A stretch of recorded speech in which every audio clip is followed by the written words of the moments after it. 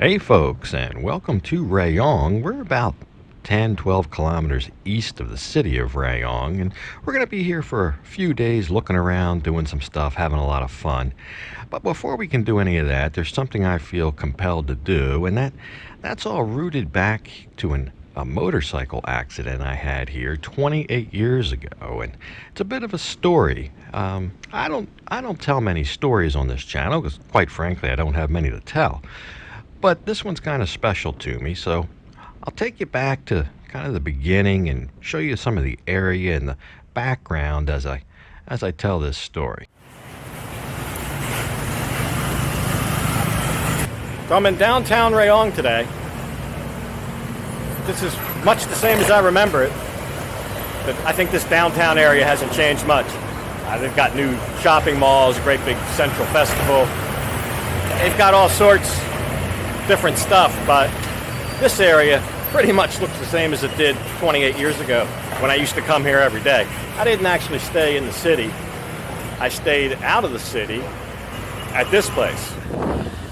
So this is where I stayed. Mayrumpung Beach. This beach is still pretty much the way it was. It's a very uncommercial type beach. It's a very natural type beach. I don't think they do much maintenance. There'll be a lot of debris here a lot of times, but it's natural debris. But I used to actually ride my motorcycle down this beach in the morning. I'd come right off that road and just ride right down the sand. This is the beach. It's about only a 2-3 minute walk from the hotel I stayed at. I'll show you the hotel.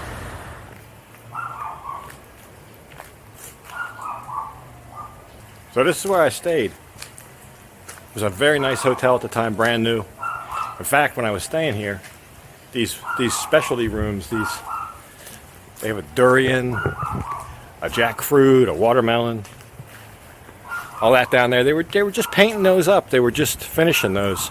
I'm not sure what happened to the place. I suspect maybe the owner passed away. He was aged then, and I'm not sure. I have no idea, but it's, as you can see, it looks like it's long been defunct now. But I'll take you out and show you exactly where this incident happened. I could walk. It's only about 100 yards from here. But we'll go out there and we'll take a look and I'll show you what we're going to do. So right behind me is a condo. It's called Sea Sun Sand. Or Sea Sand Sun, I'm sorry. Sea Sand Sun. And in 1992, they hadn't, I guess they were starting to build it. I don't even know if they'd broken ground yet, but it wasn't here. But what was here, right over here, right about here, was a sales office. They were pre-selling them. Small little modular type building right about here. And that's all that was here. This road was not a road like this. This road looks beautiful now. 2 lanes on each side. This road was 1 single lane on each side. No painting on it, no lines. And it was in a terrible state of repair. So much so that right here, right where these lines are, was a great big hole, probably about 8 inches deep, and it took up almost the whole lane. A huge pothole. I was behind a truck, a pickup truck. The truck had its tailgate down. We were cruising down here, probably a little faster than we should have been, but not a really fast speed. The truck slams on its brakes for whatever reason. I didn't know. I was behind him. I had enough room to stop. I had plenty of room to stop. I put on my brakes. But what I didn't know is the reason he stopped was to avoid or kind of straddle that hole. I was directly behind him. I went right into the hole. When I hit the edge of that hole, the far edge of that hole, the wheel locked, front wheel locked, and I went over the handlebars and ended up on the road out here, unconscious. And I don't know how long I was unconscious there. Might have been a minute, might have been 5 minutes, I don't know. But it was a very surreal experience.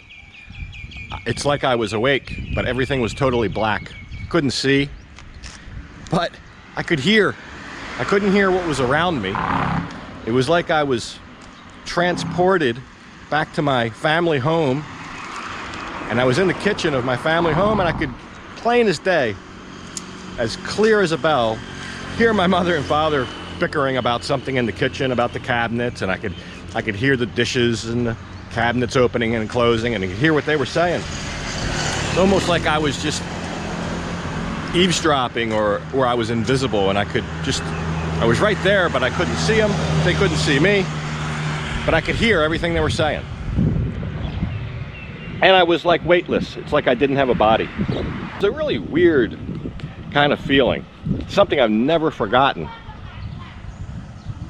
And when I awoke, I was looking straight up at the sky, right about here, and there was this beautiful face, of just a gorgeous, beautiful face. I don't know if she had makeup on or just naturally beautiful, dark, curly hair.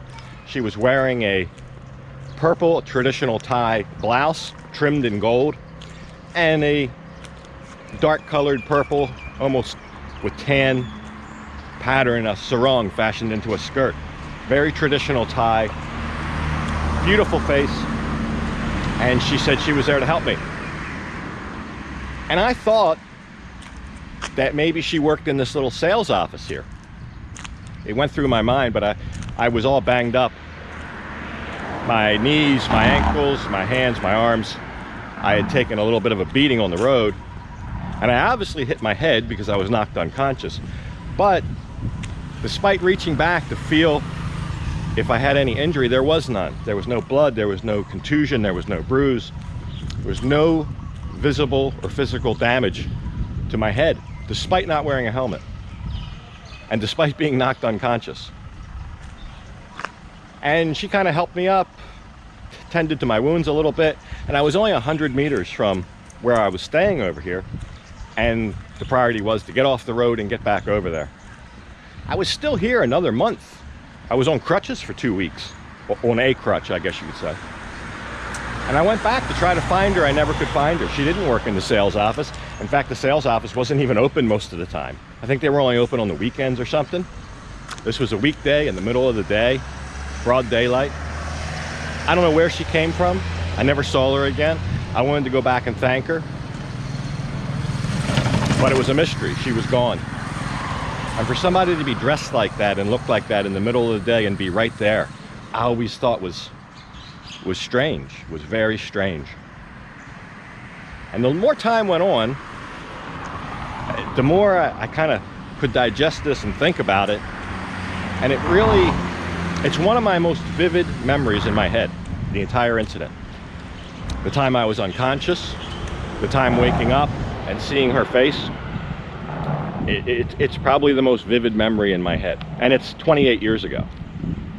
I can't remember what I had for dinner the night before sometimes, but I remember that clear as a bell even as I stand here. So what was that? I don't know. I don't know. But there's a thing here. I'll try to get the exact translation, but it's something like the angel of the road. And that's a belief here. I don't know if I believe it. I'm not asking you to believe it. But it's a belief here. So tonight, we're going to, I guess, give thanks. If there was an angel of the road that saved me, we'll thank her in the appropriate Thai traditional way. You're supposed to do that right when it gets dark, around 6-7 p.m. I don't know. V is doing all this, so I have to defer to her. We'll go to the market and we'll buy the right stuff. And she's already bought an outfit. One of the things you're supposed to do is buy like a traditional Thai outfit, and she's already brought that from home. So we'll buy the rest of the stuff and do this proper. When I was here last year and did this, I went back over to the hotel that I showed you. The minute I left this area and went over there, I had the world's worst headache in the back of my head. Very strange. Very strange. So yeah, I guess around about 6:30 it started getting dark and we set out, and V said the first stop should be the spirit house right in front of the condo. The condo which was being built where the incident happened, right on the road.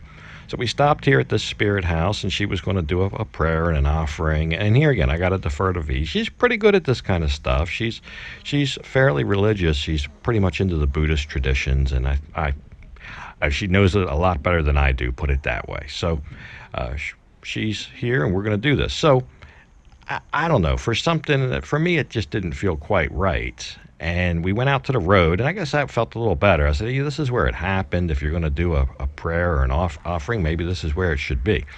And she had the dress. This is the dress you bring for a female Buddha image or whatever it is. This is what you need to have. She's got all the right stuff.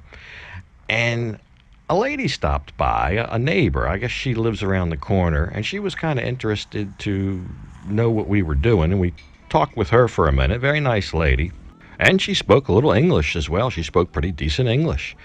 And what I think happened is she kind of understood what we were doing here, which Thai people do immediately. As soon as you explain it, they know exactly what's going on. And I guess she would go and talk to an older lady, maybe like an elder in the village. And then she would return with her, because this older woman said basically, hey, you guys are doing this wrong. I know who this spirit is. I know exactly what you mean. And she's not here. She lives in a house, a shrine, which is around the corner. So yeah, V packed up all the stuff. We walked up around the corner just a couple minutes away, and we found this place. So right around the corner from the accident scene, maybe a couple 100 yards, is this whole shrine. And I'll take you in here. If you think this isn't a thing, I'll show you. We're not the first ones to bring a dress like that. This is a female Buddha image in here. And looking at the face, looks familiar to me. I'll take you inside and show you what I mean. So according to the locals, this is a very, very powerful spirit here, a female spirit that they built this shrine for. There was a smaller house here that I remember way back when, but it's been upgraded to this great big shrine. And it begs me to question, I mean, she's supposed to protect this whole area. Is that what happened? Did this spirit protect me, or at least mitigate the damages I would suffer in that motorcycle accident? Is that who I saw? I don't know. But I'm going to go ahead and pay my respects and hope for the best. And to be honest, I somewhat feel compelled to. As you can hear, some people will blow their horns when they pass by here as a sign of respect. But I think I don't know, I think it's mildly coincidental that this shrine is right here. Just a stone's throw away from the incident. So it's not about changing a belief system or anything like that. It's about honoring the traditions and the local ways, and recognizing that no matter where you come from, we don't know everything. Nobody does. So I think last night went very well. When those ladies came by and said, we know exactly what you're talking about, but you should be over at the shrine around the corner. It's only 100, 200 yards away. And we walked down there, we went there. As soon as I got there, I knew I was at the right place. I felt like a burden had been lifted. I felt like what I came here to do was done. And I didn't want to leave. I was very comfortable in there. It was very peaceful in there. The fact that that's there, right in the area, that this holy woman has a shrine, and the locals say protects this area. I don't know. I'm not a big believer in stuff like this. I only know what happened to me and how I feel and how I felt. So here again, it's not about convincing you of anything, but it's more of telling you Maybe this is why I'm here. Maybe this is why I do what I do. This is why I tell you at the beginning of every video to wear a helmet. And maybe this is why I live here. It's definitely a connection for me. I feel a connection ever since that moment. I've felt the connection to this land, to the country, to the people. It's a personal thing. Everybody's going to be different. I've never had a wife here, family here, land, property. There's a lot of things that connect people here. Businesses. I've never had any of that, but I feel very connected just because of that experience and because of what happened to me. And regardless of what the belief is, I can't change the fact of how I felt when it happened and how I still feel now. So that's that. We're going to Koh Samet. So yeah, that's the story. And I guess also a little look into Thai culture and tradition. This is a beautiful area here, this Mai Rampung Beach. 15 kilometers outside of Rayong City. But we're going to be here a couple days. We'll take a little bit more of a look at this on the next episode. We'll head to Koh Samet. We're going to come back here and do some stuff around Rayong. We'll have a couple episodes around here. Our kind of business purpose of coming here is done. Now it's time to go enjoy ourselves and see what we can do and see what we can eat. But at any rate, I'm going to go ahead and leave this episode off here. And as usual, thank you for watching. And until next time, bye for now.